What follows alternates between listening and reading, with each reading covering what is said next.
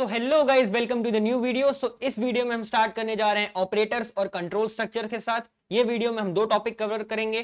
इसके प्रीवियस वाले लेक्चर में हमने देखा था कि वेरिएबल्स क्या होता है, हमने डीप डाउन स्टडी किया था कि वेरिएबल्स क्या चीज होती है, कैसे वर्क करती है, और कोड भी देखा था उसका। ठीक है, इधर अब हम स्टार्ट करेंगे कंट्रोल स्ट्रक्चर्स एंड ऑपरेटर्स के साथ। ऑपरेटर्स बहुत ही छोटा सा टॉपिक है, ज्यादा टाइम लूंगा नहीं मैं, लेकिन हम थोड़ा कंट्रोल स्ट्रक्चर्स के बारे में बात करेंगे। सो गाइस देखिए, ऑपरेटर्स क्या है।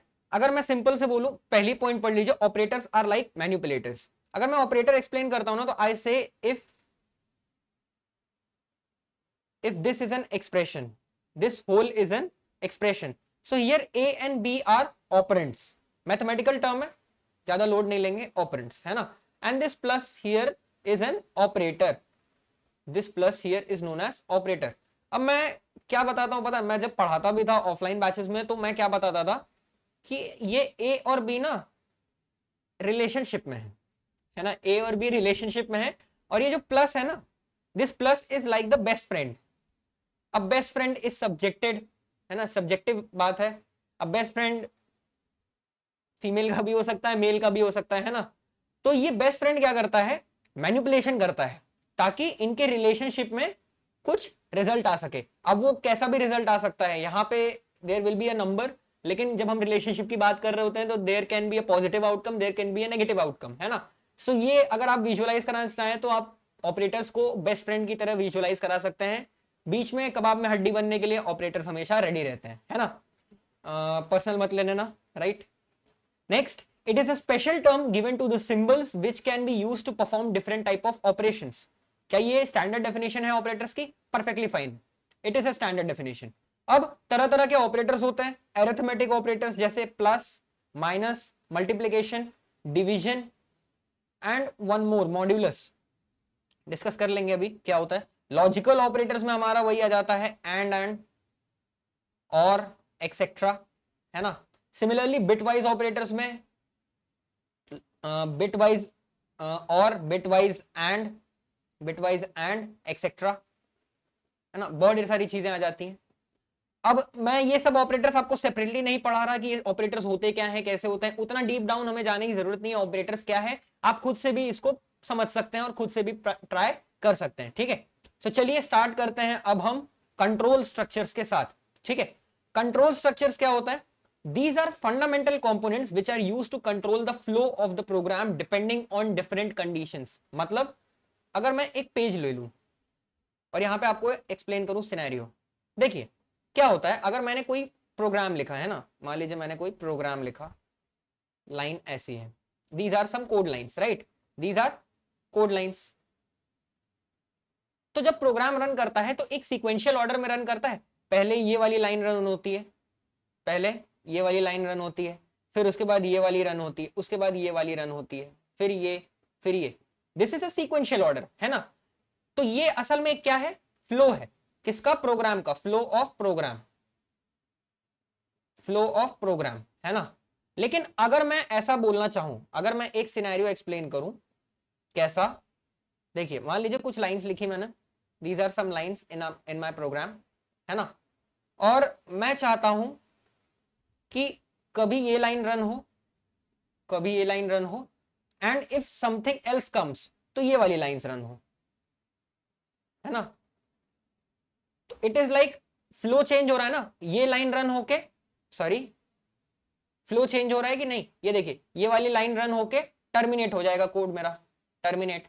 या देयर आर चांसेस कि ये वाली लाइन चेंज रन हो जाए and then again code terminate हो जाए, देयर आर चांसेस, है ना। तो हम क्या कर रहे हैं? We are basically playing with the flow here, playing with flow of program, flow of program, है ना। और यही करने के लिए अगर मुझे ये परफॉर्म करना है, done with the help of, किसकी मदद से होता है? कंट्रोल स्ट्रक्चर की मदद से, कंट्रोल स्ट्रक्चर्स की मदद से होता है ये।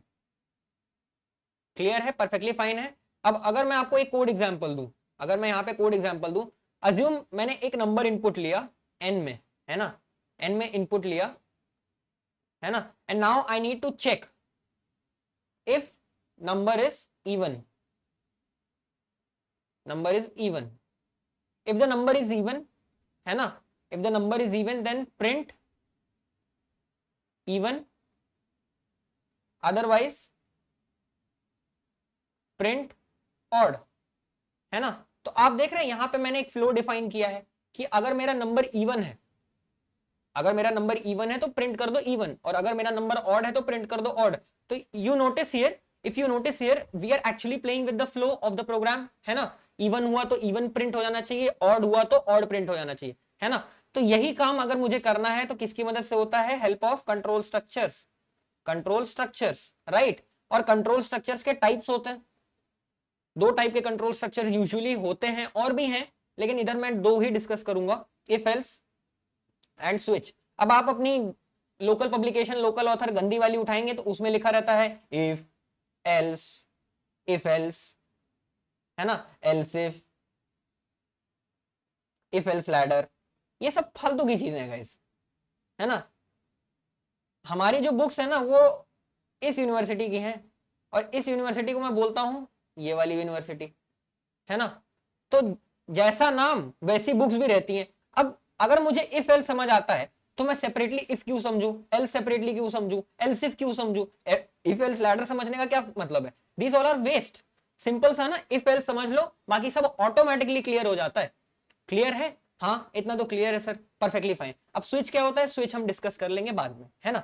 तो चलिए स्टार्ट करते हैं हम इफ एल्स के साथ, स्टार्ट करते हैं किससे, इफ एल्स के साथ। देखिए if else are type of a control structure which are used to control the flow of program. सबसे स्टैंडर्ड लाइन, कभी भी एग्जाम में स्टार्ट करिएगा तो आप ऐसे ही एग्जाम में लिखिएगा, है ना। अब मैं एक बार आपको यहाँ पे सिनेरियो एक्सप्लेन कर देता हूँ इफ एल्स का क्या सिनेरियो रहता है। देखिए आपने अपने पापा के साथ अगर मगर किया है, हाँ सर किया तो है, कैसा अगर मगर, मान लीजिए आपके पापा, आप जब फर्स्ट ईयर में होंगे तो आपके पापा ने बोला होगा कि अगर आपका पॉइंटर आया, अगर आपका पॉइंटर आया ग्रेटर देन 9, है ना, या आपने अपने पापा से बोला होगा कि पापा अगर मेरा पॉइंटर ग्रेटर देन 9 आया, 9 से ज्यादा आया मेरा पॉइंटर, है ना, तो गेट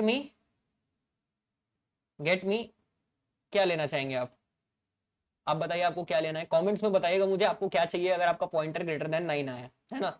मैं बोलता हूं get me a new headset, a new headset, है ना। तो आपके पापा बोलते हैं fine, it's okay, perfectly fine. लेकिन अगर नहीं आया, अगर नहीं आया, है ना, तो मैं यहां ऐसे लिख देता हूं इफ, अगर नहीं आया मतलब एल्स, तो पापा बोलते हैं यू विल गेट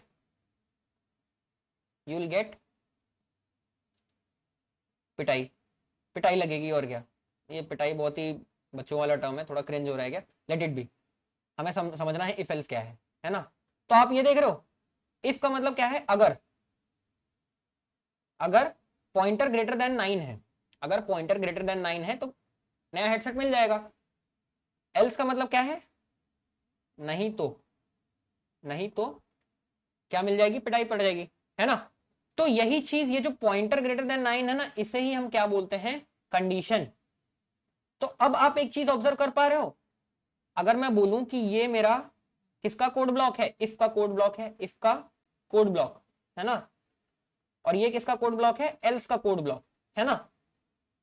तो अगर मैं आपको ऐसा बोलूं कि अगर कंडीशन इज ट्रू तो कौन सा ब्लॉक चलेगा, इफ का कोड ब्लॉक चलेगा, है ना। अगर कंडीशन ट्रू हो गई, पॉइंटर ग्रेटर देन 9 आ गया, तो मुझे हेडसेट मिलेगा, दैट इज इफ का कोड ब्लॉक चला। अगर कंडीशन फॉल्स हुई तो कौन सा कोड ब्लॉक चलेगा, एल्स का code block, when condition false. Clear है, यही होता है इफ एल्स। अब देखिए यही हमें थोड़ा प्रोग्रामिंग की भाषा में लिखना है तो हम ऐसे लिखते हैं, ये हमारा कोड है, सिंटैक्स यही होता है इफ। अब यहां पे हमारी क्या आ जाती है, कंडीशन आ जाती है, यहां पे कंडीशन आ जाती है, वही कंडीशन पॉइंटर ग्रेटर देन 9, है ना, एल्स ऐसा कुछ, फाइन, परफेक्टली फाइन। हाँ सर इतना तो क्लियर हो गया। अब हम देखते हैं वर्किंग। वर्किंग मैंने अभी आपको एक्सप्लेन की है, when the condition evaluates to true, when the condition evaluates to true मतलब कंडीशन अगर ट्रू है, the code block under if executes मतलब इफ का कोड ब्लॉक चलता है ना, otherwise the code block under else executes. Clear है, हाँ ये तो क्लियर है यार, ये तो इफ एल्स तो हमें परफेक्टली फाइन है, क्लियर, एकदम अच्छे से क्लियर हो गया। तो मैं एक काम करता हूं, आपको मैं ये चला के दिखाता हूं, हम एक बार इसको रन करके देखते हैं, ठीक है।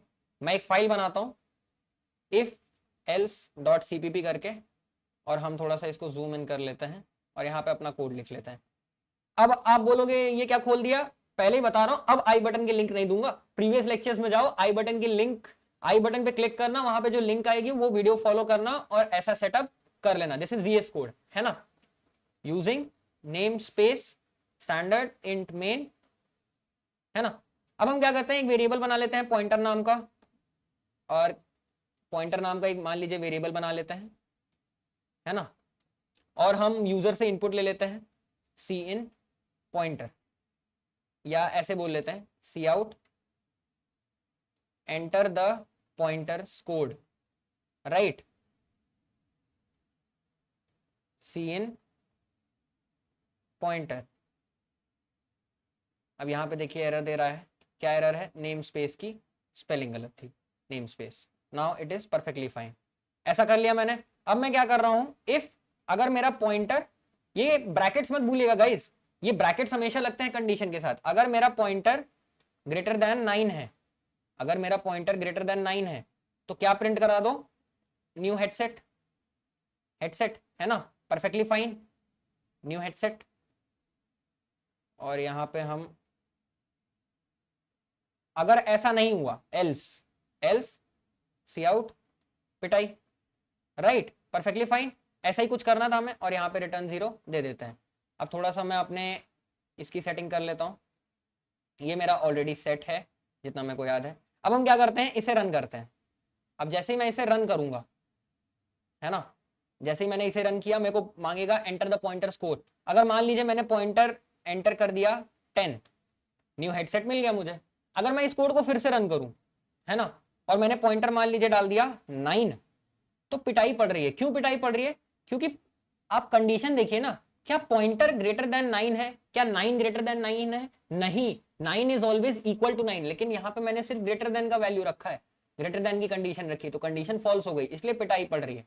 अगर मैं यही चीज इक्वल लगा दूं और इस कोड को फिर से रन करूं और मैंने 9 एंटर किया, तो न्यू हेडसेट परफेक्टली फाइन आ जाएगा, ठीक है। सो गाइज आई होप आपको ये क्लियर हो गया होगा कि पॉइंट कि इफ एल्स क्या होता है, एक बेसिक वर्किंग मैंने एक्सप्लेन कर दी। अब आप बोलेंगे सर क्या मैं ये एग्जांपल अपने पेपर में लिख सकता हूं, गाइज जरूर लिखिए। हम कोडिंग वाला सब्जेक्ट पढ़ रहे हैं, कोडिंग वाले सब्जेक्ट में अगर आप कोड एग्जांपल्स नहीं लिखेंगे तो फिर क्या करेंगे, थ्योरी मत भरिए, कोड एग्जांपल्स लिखिए, पेजेस भी भरते हैं और नंबर भी अच्छे खासे मिलते हैं, ठीक है।